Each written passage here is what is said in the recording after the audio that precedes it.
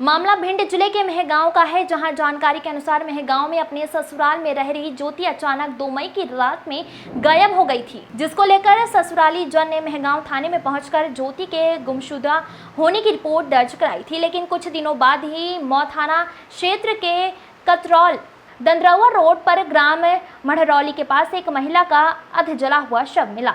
जब शव की शिनाख्त कराई गई तो ज्योति के मायके पक्ष के लोगों ने उसकी पहचान करते हुए ससुराल वालों पर हत्या का आरोप लगा दिया था। शव की शिनाख्त के बाद किया अंतिम संस्कार और कन्या भोज का आयोजन भी कराया। वहीं पुलिस ने संदेह के चलते यह मामला जांच में लिया और अज्ञात आरोपियों के खिलाफ मामला दर्ज कर जांच पड़ताल शुरू कर दी थी। लेकिन पुलिस तब हैरान रह गई जब करीब 1.5 महीने बाद ज्योति का पति सुनील पुलिस के पास पहुंचा और उसने बताया कि ज्योति के खाते में उसका मोबाइल नंबर जुड़ा हुआ है और ज्योति ने मथुरा की एक कियोस्क बैंक से फिंगरप्रिंट के द्वारा 17 जून को लाडली बहना योजना की राशि निकाली है। सुनील ने जब यह बात पुलिस को बताई तो पुलिस ने मथुरा पहुंचकर कियोस्क सेंटर के सीसीटीवी खंगाले तो पता चला कि खाते से रुपए निकालने वाली महिला और कोई नहीं बल्कि खुद मृत बताई जा रही ज्योति थी। ये बात सामने आते ही पुलिस का भी चक्कर में पड़ गई और उसके बाद मऊ और मेहगांव पुलिस ने संयुक्त रूप से उसकी ट्रेसिंग शुरू की और लोकेशन का पता लगाया। तब पुलिस उत्तर प्रदेश के नोएडा पहुंची, जहां ज्योति का एक मोबाइल पैकिंग कंपनी में पकड़ लिया। वह पता चला कि पिछले कई दिनों से वह इस कंपनी में नौकरी कर रही थी। नोएडा से मिलने के बाद पुलिस उसे अपने साथ भिंड वापस ले आई और जब उससे पूछताछ की तो पता चला कि वह शादी नहीं करना चाहती थी, उसे अकेला रहना था। लेकिन घर वालों ने जबरन उसकी शादी करा दी थी। उसके 2 बच्चे भी हुए, लेकिन हमेशा अपने पति के साथ झगड़ा होता रहा था, इसीलिए तंग आकर वह घर छोड़कर चली गई थी। लेकिन पुलिस के लिए ज्योति के मिलने के बाद अब और एक बड़ी मुसीबत सामने आई है। यदि ज्योति जिंदा है तो अंतिम संस्कार वाला शव किसका है? भिंड से अवधेश भदौरिया की रिपोर्ट।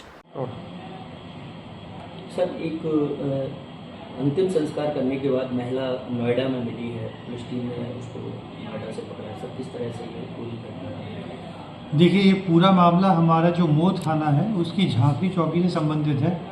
तो वहाँ पे 3 और 4 तारीख की रात के बीच में एक हाफ बर्न बॉडी एक 25 to 30 ईयर्स फीमेल की मिली। तो उसके बाद उसका पोस्टमार्टम हुआ तो उसमें डेथ ड्यू टू स्ट्रैंगुलेशन दिखाया गया। उसी समय एक महिला के जो परिजन थे वो आ गए थे पोस्टमार्टम के समय पर, क्योंकि हाथ और जो पैर थे वो जले हुए नहीं थे और पैर में पाजी वगैरह थी। तो उस महिला ने पहचाना कि ये मेरी बेटी है, जिसकी अभी 2 दिन पहले गुमशुदगी मेहगांव थाने में लिखी गई थी। तो पुलिस ने इस चीज़ को संदिग्ध लेते हुए उसमें 302 का प्रकरण पंजीबद्ध किया अज्ञात आरोपियों के खिलाफ, और क्योंकि एक संदेह जाहिर किया कि ये महिला वो हो सकती है। उसके नेक्स्ट से हमने डीएनए प्रोफाइलिंग के लिए हमने सैंपल कलेक्ट किया और फॉरेंसिक लैब भेज दिया, क्योंकि हम लोग फिर भी सेटिस्फाइड नहीं थे कि ये है। लगातार इन्वेस्टिगेशन चलता रहा। इस बीच में हमने अन्य थाने जहाँ पे कोई ऐसी गुमशुदगी हुई हो किसी महिला की, उसके बारे में भी जानकारी इकट्ठी करी है। एक दिन हम लोगों को जो महिला जो गुमशुदगी हुई थी और जिसको सस्पेक्ट किया जा रहा था इसकी डेथ हो गई, उसके बैंक अकाउंट से हम, क्योंकि लगातार उसको कर रहे थे, बैंक अकाउंट में ट्रांजैक्शन होना प्रतीत हुआ। तो उसी को हमने जब उसको मूव किया, पीछे गए उसमें, तो देखा कि जहाँ से निकाला है वहाँ पे फिंगरप्रिंट्स यूज़ हुए। फिर उस महिला की फ़ोटो वहाँ पे दिखाई गई तो पता चला कि जो ये महिला थी ये वहाँ पे दिल्ली में रह रही है और इसको पुलिस ने उस संबंधित गुमशुदगी में मऊ और मेहगांव की पुलिस ने दस्तयाब किया। सर, ये जो महिला ने पैसे निकाले, मथुरा के कियोस्क सेंटर से पैसे निकाले थे, मथुरा से दिल्ली कैसे पहुंची ये महिला? देखिए, वो अपना पब्लिक ट्रांसपोर्ट है, वो जैसे यहाँ से मथुरा गई होगी बाय रोड या ट्रेन, और उसी तरीके से वहाँ से ट्रेन से दिल्ली चली गई। क्या उसके साथ और भी कोई था उसका साथ में? सर नहीं, अभी इस बारे में कोई कंटेंट नहीं। हमको जब महिला मिली वो अकेली मिली। सर, महिला वहाँ क्या काम कर रही थी?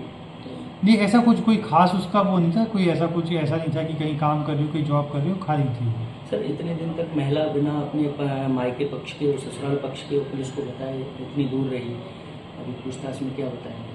देखिए, अभी इनिशियल पूछताछ जारी है और महिला का, क्योंकि पहले भी यहाँ पे अपने जो ससुराल पक्ष में कुछ विवाद हुआ था और वो पहले भी कुछ उसका इशू हुआ था, तो इसलिए वो रहना नहीं चाहती थी, तो वो अपने ससुराल से चली गई थी बिना बताए।